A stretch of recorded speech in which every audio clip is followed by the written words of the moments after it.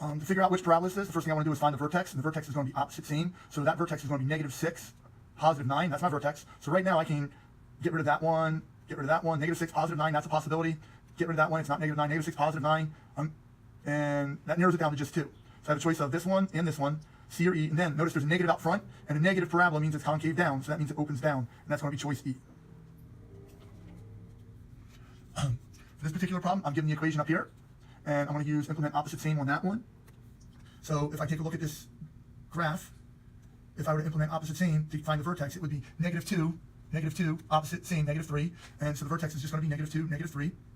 On the axis of symmetry is this x value here, but you have to type in x equals -2. I'm supposed to graph it also. So the graph would start at -2, -3.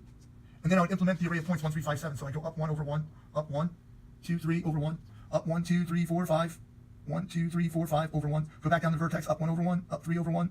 And that should give me enough to get the graph going. Nice parabola. Now I can answer some questions about it. The domain for any polynomial is going to be all reals in interval notation, negative infinity to positive infinity. The range, I have to find the lowest y value and the highest y value. Well, the lowest y value is right here, this value, -3, this value, -3. And it's a closed circle there. It's a closed circle. It's included in the range. So it's going to start at -3 and then go arriba, upward, to positive infinity. You never put a parenthesis on, bracket on infinity. Our largest open interval of the domain over which the function is going uphill. Now the function is going uphill from the vertex to the right. So it's going upward from the vertex to the right. That's where it's increasing. So I want to get the domain where it's increasing. And that starts at this spot right here, -2. Notice I didn't put a bracket on it, because at -2 it's neither increasing or decreasing. It's actually tangent. It's horizontal. So it's not going up or down at -2. But once I get a little to the right of it, it's increasing, and it continues to increase forever to positive infinity. The open interval in which the function is decreasing, that's going downhill. So I'll use a dark color to signify going downhill. It's going downhill from negative infinity all the way until I get to that -2. So that's going to be negative infinity, all the way until I get to that -2 there. And again, at -2, it's neither increasing or decreasing, so I have to put a parenthesis on it. In order to do this one, notice they don't give it to me in vertex form, so I have to implement mode 5.3 in order to find the vertex. So to find the vertex of this, I'm going to implement mode 5.3 on the calculator.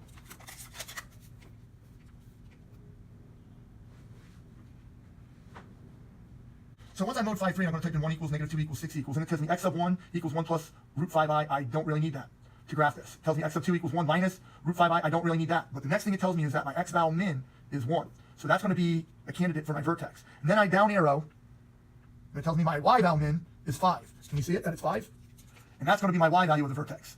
So the vertex is 1, 5. I'm going to go right 1, up 5, pop a dot, and then implement 1, 3, 5, 7. I'm going to go up 1 over 1, up 1, 2, 3 over 1, up 1, 2, 3, 4, 5 over 1. I'm going to go pretty rapidly when I do it. I'm going to draw the graph, and notice my vertex is at 1, 5. The axis is x equals this number right here, 1. You have to write the equation. The domain for any polynomial is negative infinity to positive infinity, or all reals.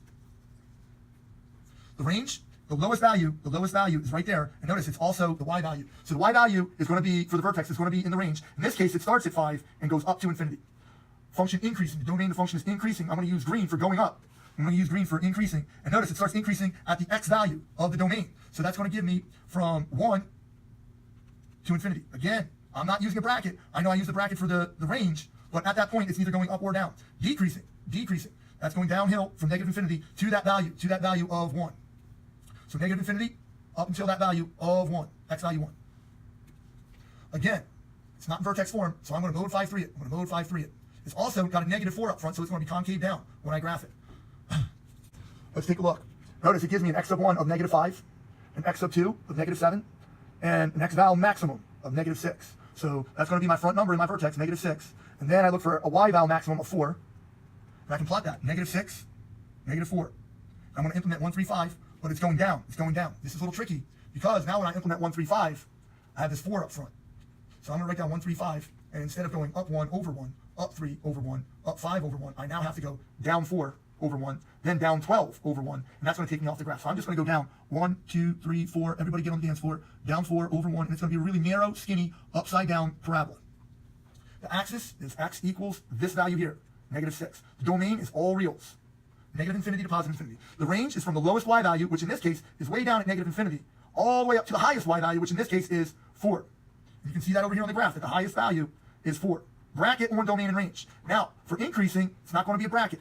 It's going to be an open parenthesis, and it's going uphill from negative infinity. It's increasing all the way up to that x value of -6. So it's going to start increasing at negative infinity and stop increasing at -6, and I put a parenthesis on that. Now, you'll start to pick up the scale and notice that it's decreasing it's decreasing. I'm gonna be counting. It's decreasing, it's going downhill. I'll use dark to notice that it's going downhill. It's going downhill from that x value of -6 to infinity. And I think you'll start to notice that it's just the reverse of the increasing. Okay, we're supposed to do opposite same, opposite same.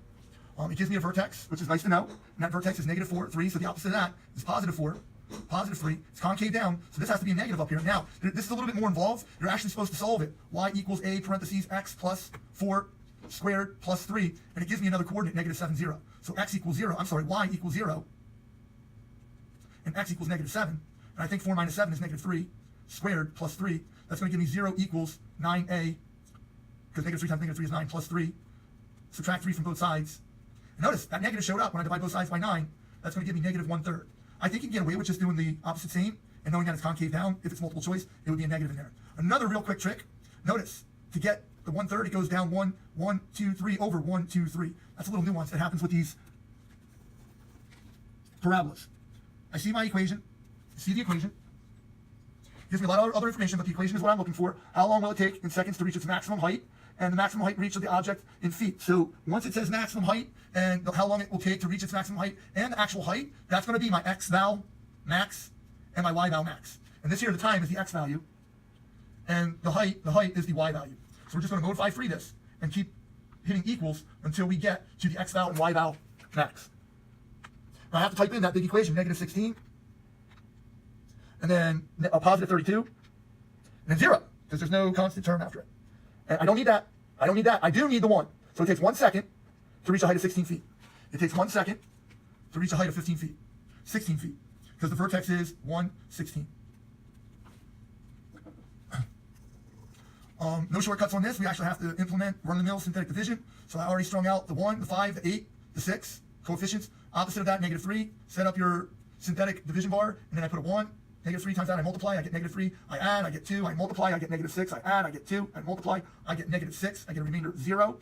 And that equation is going to be not x cubed, but x squared. It goes down one value, one exponent value, plus 2x plus 2. Moving on. Backwards box, but this time I put a -4 in the backwards box. And then I put the coefficient 1, 5, 4, 2, 6, -7. This is a long one. And I'm going to implement synthetic with that. I add, I multiply, I add, I multiply. I add, I get 0. I multiply, I get 0. I add, I get 2, I multiply, I get -8. I add, that gives me -2, I multiply, that gives me 8.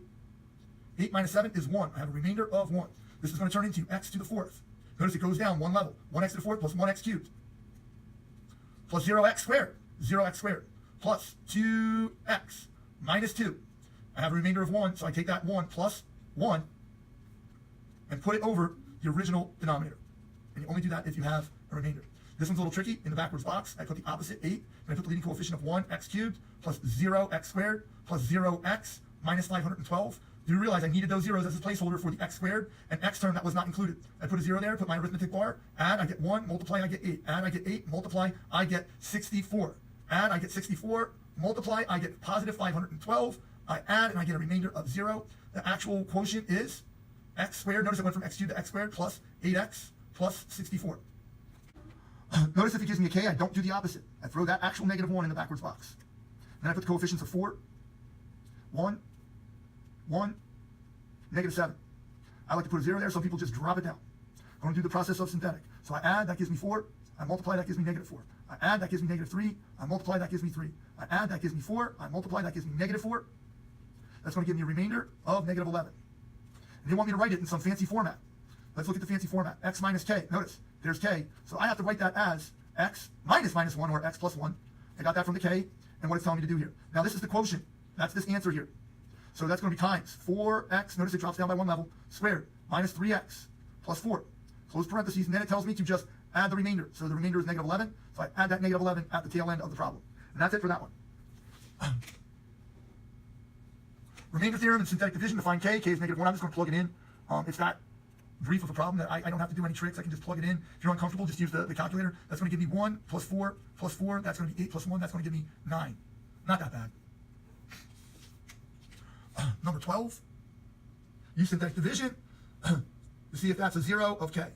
So instead of doing that, I'm going to modify 4. I'm going to modify 4. And it'll be yes or no. If it's yes, I'm done. If it's no, then I have to actually figure out what that remainder is. So I'm going to modify for it. I get the array of zeros. I'm going to type in the coefficients. 1, 4, 7, 12. And I'm looking for -3 as an answer. Let's see. Oh, there it is. That means that that's going to be a solution. So the given k is a 0 of the polynomial. This asks me to factor. So factoring with an x cubed is actually not that big of a deal. Again, I'm going to modify for it.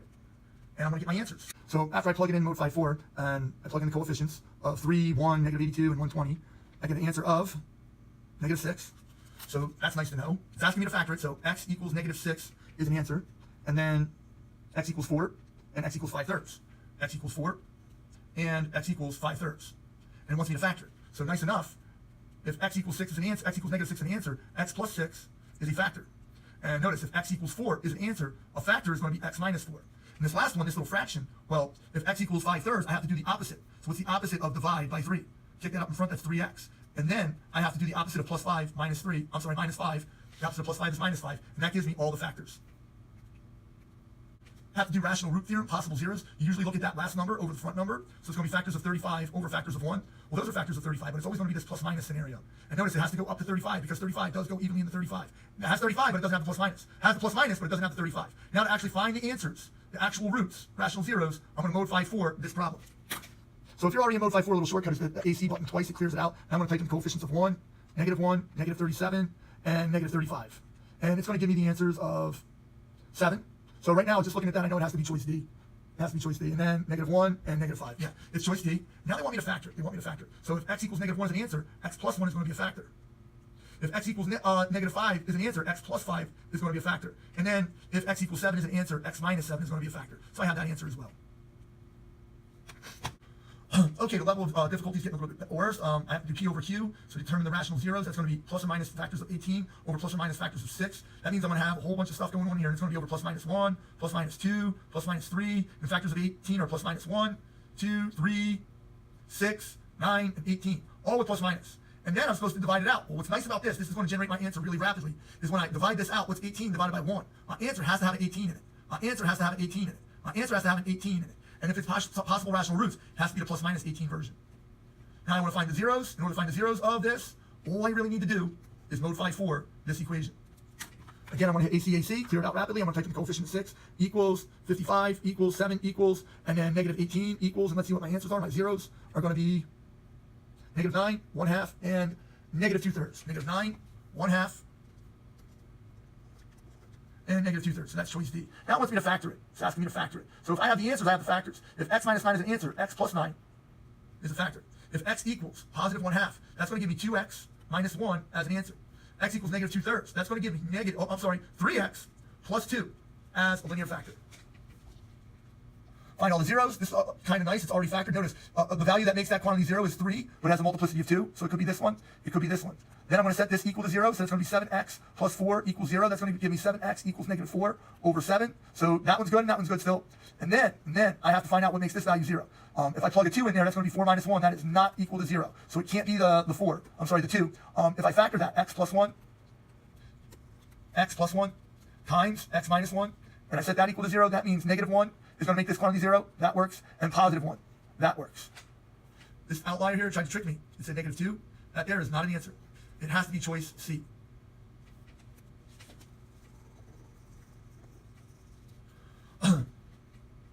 This is probably the hardest problem. A lot of foiling.